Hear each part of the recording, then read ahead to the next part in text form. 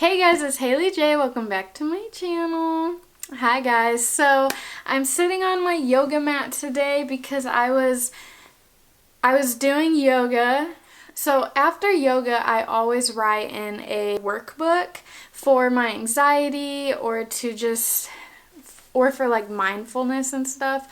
So I thought I would share these workbooks with you for Facing Anxiety Fridays video because these books help me tremendously, and I think they would be great for those who can't afford therapy, aren't in therapy, or just don't want to go to therapy. So let's get started. But let's start off with the one I use the least. I need chapstick.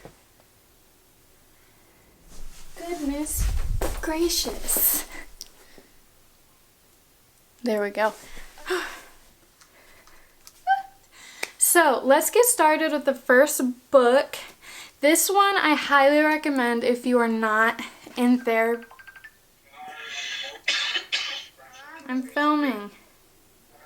Well, why'd you call me then? I didn't. My phone's been on the floor. It said this call from Haley 534. It's 6:05. Okay, bye. Okay, so the first book I highly recommend if you are not in therapy or can't afford therapy, because it literally is like the perfect self-help workbook. And it is the Anxiety and Phobia workbook. This is the 6th edition. I've had this for, oh god, like 5 years now. So I wasn't in therapy 5 years ago, so I wanted a self-help workbook, and I got this one, and I was using it religiously, and then I got into therapy and realized everything we discuss in therapy is in this book, so I quit using the book. I just kept it around just in case, but that is why I highly recommend this one. This book is written by psychologists and therapists and so on, and so promise if you dedicate your time to this book, it will help you. Like, let me just flip to a random page. See, there's learning to say no. Let's see, self-discipline. There's, oh, it also triggers like some eating disorders too, and I really like that because not a lot of people like to admit that. And I know I don't. And I really recommend this one. You can get it on Amazon. The next one I got at Target. It is the Dream Big Journal. It is a goals journal. And in therapy, every week I write 3 goals to overcome or do. So like, let's say I'm going to do yoga. I'm going to take the trash out to the trash can by myself. I'm going to what am I gonna, oh, I'm gonna clean, you know, like things I have trouble doing with my depression. So this one is really good because my goals are kind of taking up my therapy journal, so I'll kind of show you guys. I've been filling, well, I just broke in the spine. Here is the page. As you can see, it has your main goal, mini goals, action items, reflection on what went well, what you can do better next time, notes, and you can reward yourself, or if you're using this for your kid, you can write down their reward if they get through the stuff. I really recommend this one. It's just a random one I have around that I think would help some people who want to stay on track and who aren't big fans of calendars, because I have trouble following planners and calendars, so that's kind of cool. This next one is for if you need some humor to get through things. So this one is called Let That Go. And this is this is a hilarious book. I highly recommend this if you're not really looking for serious self-help and you need some humor, because some people don't want to sit down and write, you know, their feelings. So I'll show you an example on my favorite pages because I'm psychotic. Okay, so each page, by the way, has one page has a quote, and then the other page has the prompts. So the quote is, "Ooh, somebody loves you." And then the prompt page says, "Even serial killers have mothers who love them." And it says, "Who are people who show you love, whether it's through words, gestures, or speculation, because they're not that great with the feels? Write down how you know they care." So this page is a really good page to self-reflect on who I can't talk ever, who those positive people are in your life. And yeah, it's really good. Oh, I really like this one. So the quote is, "Their emergency is not your Their emergency is not your emergency." And then the prompt says, "Not your effing problem." And then it's like, don't let someone else's frenzy be your frenzy. Instead of cleaning up their mess for them, how can you take a step back and empower them to do it themselves? So it's a super fun and interesting book. This book encourages you to just, chill. And you can get this on Amazon. I'll have all the links down below. I'm pretty sure you can get this at Target too. Anyways, so this book you can get on Amazon. It is the Tiny Buddha's Worry Journal, a creative way to let go of anxiety. I have been writing in this book every day in between yoga, and I love it so much. Like I said, you can get this on Amazon. It's not too expensive. But I really recommend this one because it encourages you to write in it every single day. And let's say you skip a day, you need to write 2 prompts. So it really encourages you to take that time to free yourself and let go and write some things down. So the very first prompt I liked.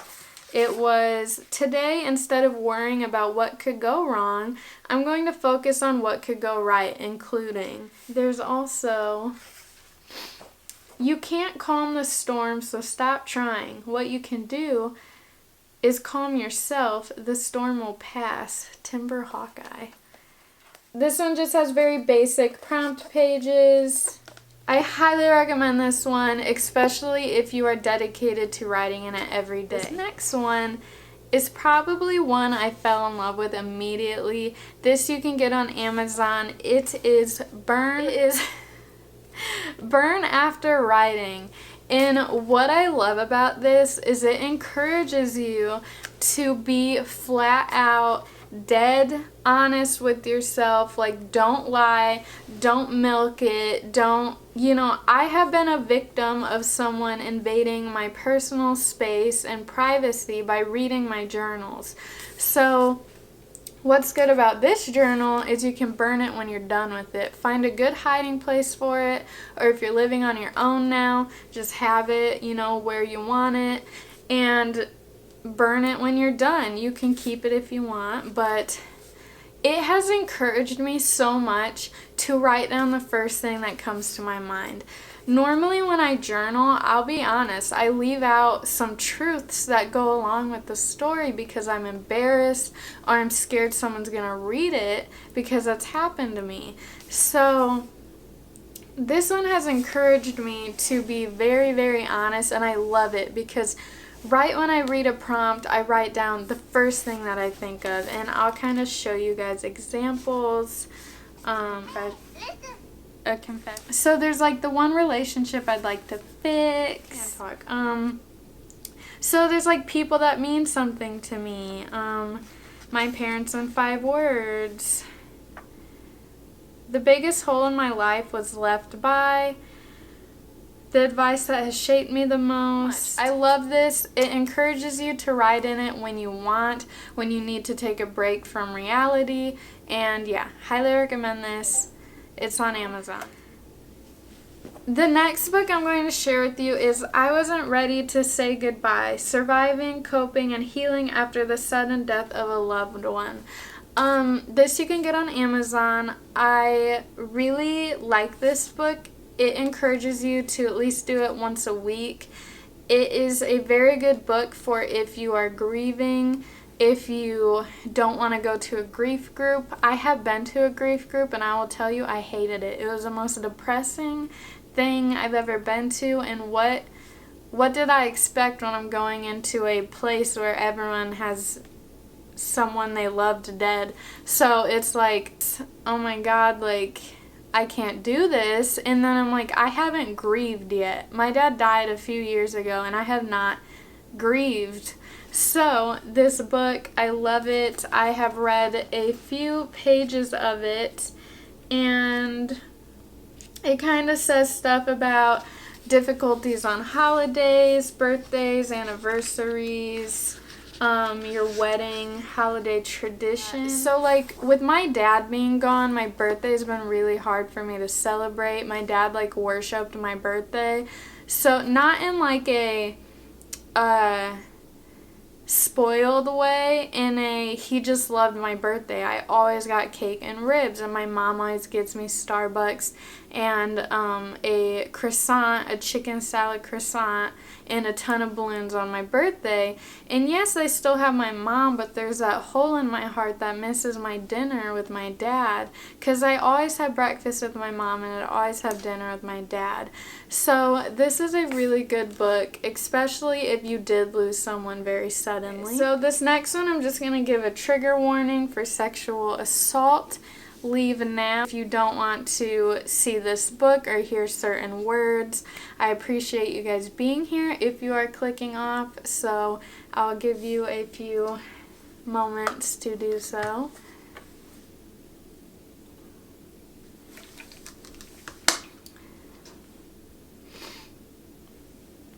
Okay, so this is the Rape Recovery Handbook. I have had this in my Amazon cart for like a year now, and I really like this because so this book encourages you to only pick it up every now and then, like once a week to once a month, and to never spend more than 30 minutes in this book. It literally, like if you read the introduction and stuff, it tells you like, it says like, how long will you work with this book? And it says like, you know, it can be a while. There's just like the stages of recovery, the effects it can do, reconstructive, emotional reactions, the impact stage. It also gives you some stories of people who have been through sexual assault. I am one who, until this year, publicly opened up to my family and friends about my sexual assault. I did my Me Too movement with, I'm wearing my hashtag Me Too sports bra today, but yeah, so I did a Me Too movement photo shoot, and I made myself vulnerable, and I realized it's really hard to cope and get over what happened to me. So like in therapy, yeah, it's, you know, nice to talk to my therapist about it, and that's the main thing we focus on. But also there's times where I just want to, if it's been a week or two since I've seen my therapist, I need that help. It's like PTSD happens like that. Like, you don't know when it's going to come. It can just happen when you see a certain hat, an outfit, a door slam, someone says a certain word. You never know when your PTSD is going to trigger. So I really think this handbook is good for if it does trigger and you need some help. I've used it a few times because I don't open it too often, and I do only spend that 30 minutes, and I do have to say that the 30 minutes is very accurate because that's about the moment that my brain is like, I don't want to think about this anymore. So, thank you guys so much for watching. I hope you enjoyed this video. If you would like more videos or more in-depth videos on self-help books or ways to cope, I would love to make those videos. I know I lack on my Facing Anxiety Friday series, but it's just a really hard series for me to film. I started it so confidently and then realized how difficult it truly was to open up online. So I hope you enjoyed this video. Thank you guys so much for watching, and I will see you guys soon.